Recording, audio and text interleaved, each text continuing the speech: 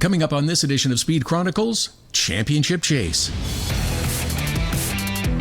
Zig Media presents Speed Chronicles with Todd Lewis, powered by Rev TV. Thanks for tuning in. Thanks for checking out this edition of Speed Chronicles. We do it every Wednesday on the Rev TV YouTube channel and, of course, your favorite podcast platform as well. I said Championship Chase. I guess that's technically not a thing anymore. It's the playoffs in NASCAR. They talk about the playoffs now in NASCAR. So I don't often focus too much on results, but I do want to talk about the results from this past weekend at Las Vegas. Denny Hamlin gets career victory number 60 at Las Vegas. Career victory number 60. That's big. That's huge. That's enormous. That's a giant number of wins. Significant, of course, too, because it moves him into the final round of the playoffs, where he will have an opportunity to win a championship this year.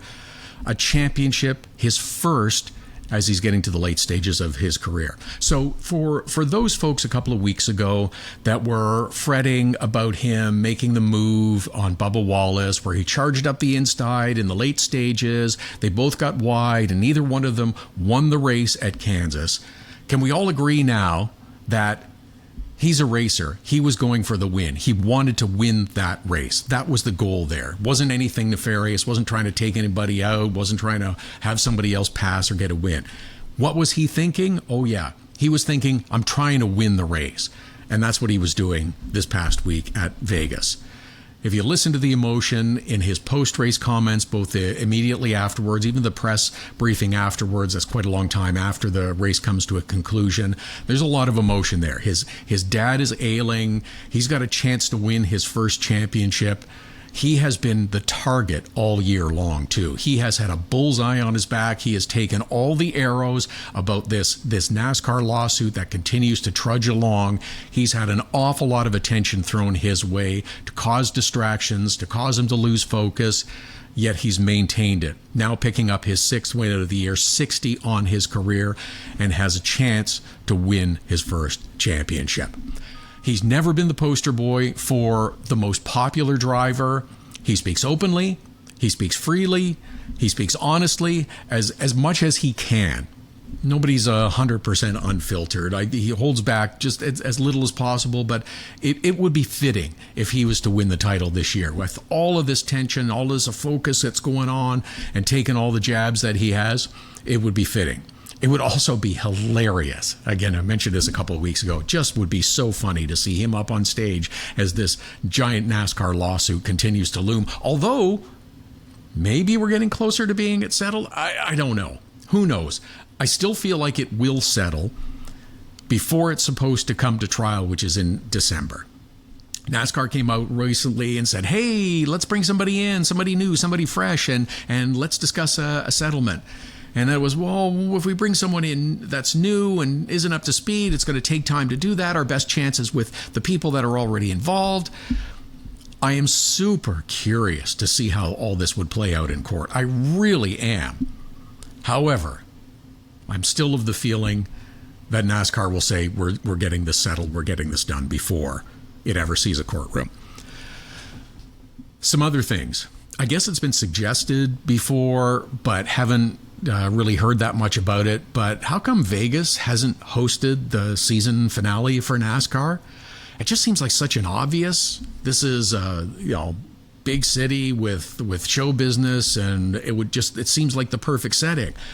I checked, and yes, it can get kind of cool at this time of year in the desert at night. Depending on the start time, you may have to finagle that a little bit, but it just seems like such an obvious. Do it at Vegas. The ceremonies and for all the series can be held at one of the big hotels in the week afterwards. Homestead's a good facility, good racing. Phoenix, never really felt that, championship destination Phoenix, but I don't know. Maybe Vegas is the way. I mean, it seems odd that they've held the ceremonies in Nashville prior to having them in Vegas, to me. Maybe it happens, maybe it doesn't. It's a bit cool for the race, but I think we'd get over it. One other NASCAR note. Steve O'Donnell on Dale Jr.'s podcast says there is more horsepower coming to the NASCAR Cup cars. They'll be up to 750 horsepower next year. So a few thoughts on this. Do not expect this to fix everything. Drivers and everybody's been saying immediately, well, that's great. We've been asking for more horsepower, but do not expect this to be a silver bullet to fix everything and there will be great racing at every track that they use it. Not going to happen. There's other issues that need to be resolved as well. 750 is nice, but it's way below where cars used to be in the Cup Series. It's not going to fix everything. Also, I know there's a huge love for Dale Jr., super popular driver and in the NASCAR world, but I don't think he is the best television analyst, and I think he has a very nice relationship with NASCAR, and NASCAR has a very nice relationship with him, and it really works for both of them. He disagrees with decisions, but he's not hypercritical of them, and it benefits both to have that nice working relationship for what they both want to accomplish in the sport. Some IMSA thoughts, because I want to talk about it, and they finished up their racing season this past weekend as well for most of the series. Porsche Cup is this weekend at COTA. But a huge congratulations to IMSA and Road Atlanta for an incredible final weekend of action. If you were watching any of the series, WeatherTech or Michelin Pilot, MX5 Cup, my favorite of the weekend perhaps, you heard comments about the large crowds, the big crowds, giant crowds. How big were the crowds? Well, they put out word that if you're coming to the track and hope to see the race and don't have tickets, please stop and turn around because we cannot accommodate you. We cannot let you in. We are sold out. When was the last time you heard a racetrack saying, no, you can't come in and get walk-up tickets on the day of? Huge, huge success. Congratulations. Well done. Cool track. Looks great. Promotes good racing. Love seeing the red Georgia dirt kicked up when a tire goes off. IMSA President John Doonan mentioned a couple of things as well. Full fields again next year. There will probably still be a few more entries that come to the WeatherTech Championship when the deals get finalized. Record attendance, once again, at so many of the events, and that is partly because they announce their schedule so early. And again, at Sebring, they expect to announce their 2027 schedule. In March of 26, they expect to announce their 27 schedule. This is the way it needs to be. It's a great opportunity for fans to plan, to be at events. Good on them. Formula One back in action this weekend. They're at COTA. That's another great place. Love that track. Fantastic facility, all kinds of different unique features of the track, promotes great racing. Austin's a sensational city, lots of great food and nightlife options.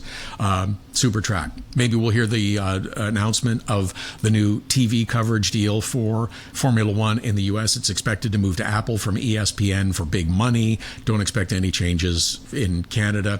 The big concerts are still part of the weekend at COTA as well. Garth Brooks is Saturday night's entertainment. If you haven't seen him, it's worth going to see. He puts on a hell of a show. Couple of quick IndyCar things. Rinus VeeKay has confirmed to take one of the seats at Juncos Hollinger for next year. Had a test this past week. Looks good. Stingray Robb, as my understanding, is under contract going forward with Juncos Hollinger.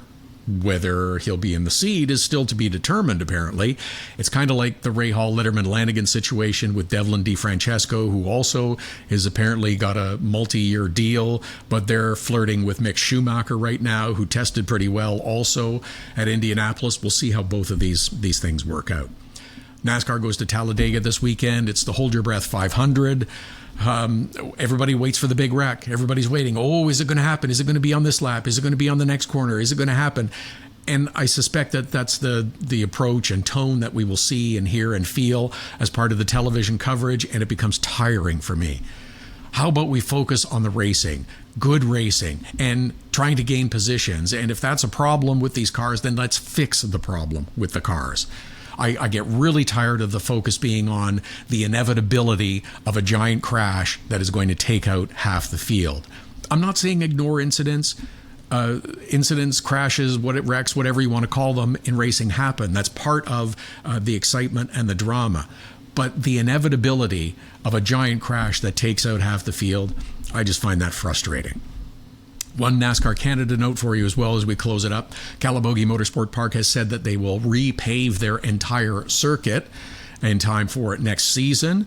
And also slipped in a little word in their announcement that the NASCAR Canada Series will be back again in July of 2026. That's good news. It was a fantastic first go around. I expect it to be even better in 2026. It'll be a whole new field again because of a different racing surface. So that'll be fun for everyone. Still some discussions going on with the NASCAR Canada schedule. Expect the staples to be back. And I also will say that there are still negotiations happening with NASCAR Canada and the Ontario Honda dealers, Indy Markham. It's not done. They're talking. Hopefully it all comes together, make it happen. It's the right move for both. That will wrap up this week's edition of Speed Chronicles. Check it out again next Wednesday. Have a great weekend of racing.